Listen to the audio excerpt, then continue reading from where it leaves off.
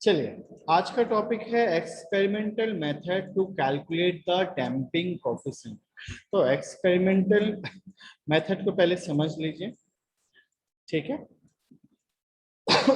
Actually हमें एक fluid लेना होता है जिसकी विस्कोसिटी काफी ज्यादा होनी चाहिए, मतलब एक विस्कस फ्लूइड होना चाहिए, जिसको हम ड्रेन करने के लिए यहाँ पे स्टॉप वॉल लगा हुआ है।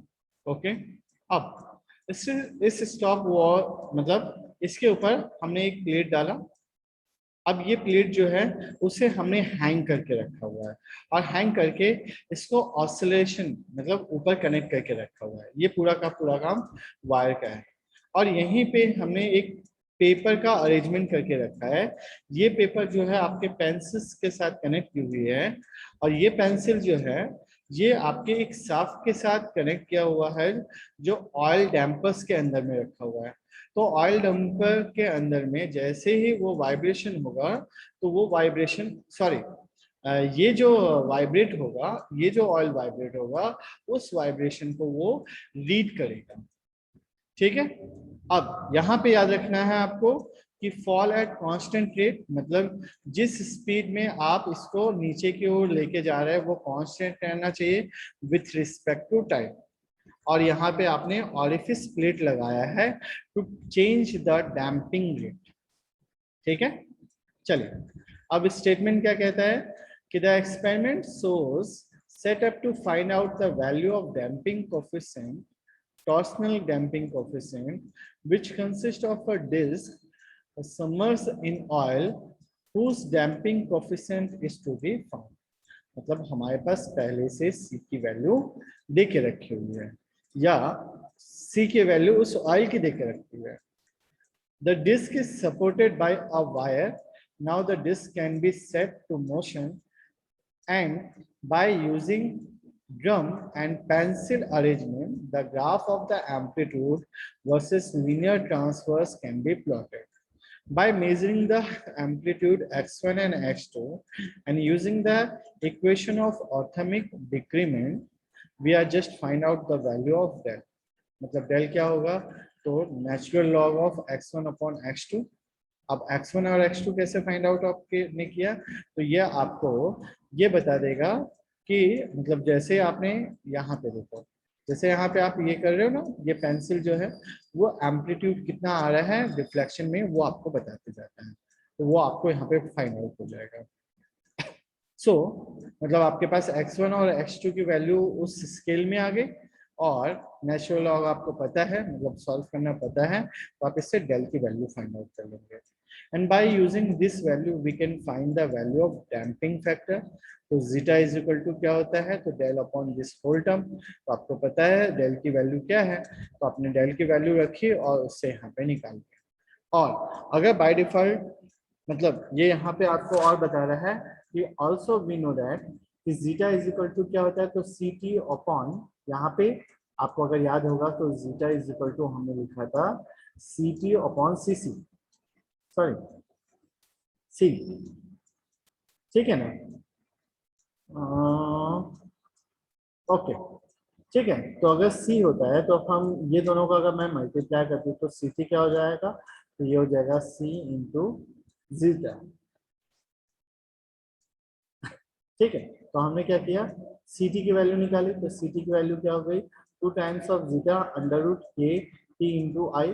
अब के टी की वैल्यू क्या होता है, तो torsional stiffness of the spring आपको पता होगा, और आई के लिए आप generally pi 1/2 M into R square निकालते हो। ठीक है।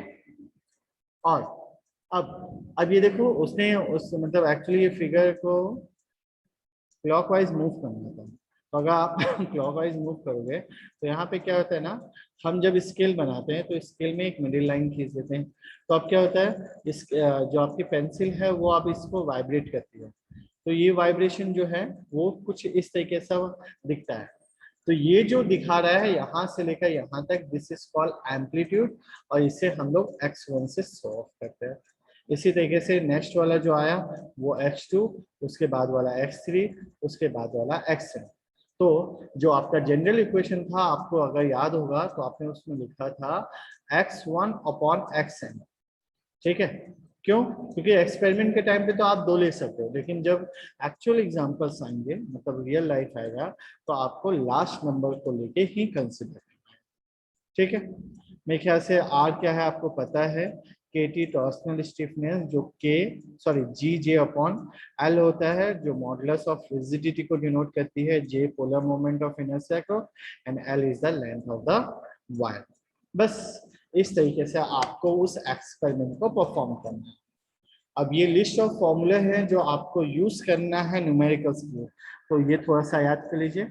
मेरे ख्याल से आपको पता है, मतलब ये जो है आपका एक्सेलरेशन के बारे में बता रहा है, ये वेलोसिटी इज इक्वल टू 0 होता है, मतलब x double dot plus K upon m into X is equal to 0।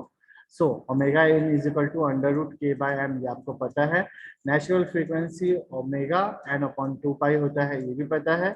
या आपको याद होगा 1/2 pi under root K by m लिखते थे, मतलब आपको ये पता है कि omega n is equal to this one. TP की वैल्यू, टाइम पीरियड की वैल्यू याद कर लीजिए, 1/fn होता है। सीरीज में जाएंगे तो 1/k1 प्लस 1/k2, और पैरेलल में जाएंगे तो K equivalent is equal to k1 plus k2। इसी तरीके से natural frequency in terms of longitudinal vibration अगर आपको लेना है तो आपका फॉर्मूला हो जाएगा under root K upon M plus M S upon 3। याद रखिएगा आप लेते रहे के अपॉन एम, बस यहाँ पे एम एस अपॉन 3 याद रखना है। तो एम एस क्या है, तो मास ऑफ द स्प्रिंग है। चलिए, इक्विवेलेंट स्टिफनेस, स्प्रिंग स्टिफनेस, तो मेरे ख्याल से हमने ये डिस्कस कर लिया, अब आता है डैम्पिंग कोफिशिएंट। तो डैम्पिंग कोफिशिएंट लीनियर के केस में c is equal to F upon X dash है, और टॉर्सनल के केस में C T is equal to torque upon theta dot रहेगा। इसी तरीके से क्रिटिकल डैम्पिंग कोफिशिएंट क्या होगा, तो C C is equal to 2 times of under root K M, और टॉर्सनल के टाइम पे C T is equal to 2 times of under root K T I, polar moment of inertia, sorry mass moment of inertia होता है। इसी तरीके से damping coefficient जो होता है zeta is equal to C upon C C और C T upon C C T. ठीक है, 3 केसेस आएंगे, अगर जीटा की वैल्यू 1 से ग्रेटर हो गई तो ओवर डैम्पिंग, अगर इक्वल टू 1 हुई तो क्रिटिकल डैम्पिंग, और लेस देन 1 हुई तो अंडर डैम्पिंग हो गई। इसी तरीके से differential equation of motion of the spring damper, spring mass damper आपने पढ़ा, जिसमें आपने पढ़ा कि H double dot plus C upon M into H dot plus K upon M into X is equal to 0 होगा। तो यहाँ पे ओवर डैम्पिंग के केस में ये इक्वेशन बनता है, क्रिटिकल डैम्पिंग के केस में ये इक्वेशन बनता है जो आपने ऑलरेडी सॉल्व करके रखा है, और अंडर डैम्पिंग के केस में ये निकलता है। उसके बाद आपने पढ़ा था कि इक्विवेलेंट डैम्पिंग कोफिशिएंट, तो जैसे आपने स्टिफनेस का निकाला था वैसे होगा 1/c equivalent is equal to 1/c1 plus 1/c2, और पैरेलल के केस में c1 plus c2 to so on. Last topic आया था इसमें लॉगरिथमिक डिक्रीमेंट, तो del is equal to 1/n-1 log first term upon last term होता है, जो इक्वल होता है 2 pi zeta upon under root 1 minus zeta square के। That means zeta is equal to del upon under root 4 pi square plus del square. इसी के साथ आज आपका डैम्पिंग फ्री वाइब्रेशन कंप्लीट होता है। Thank you very much.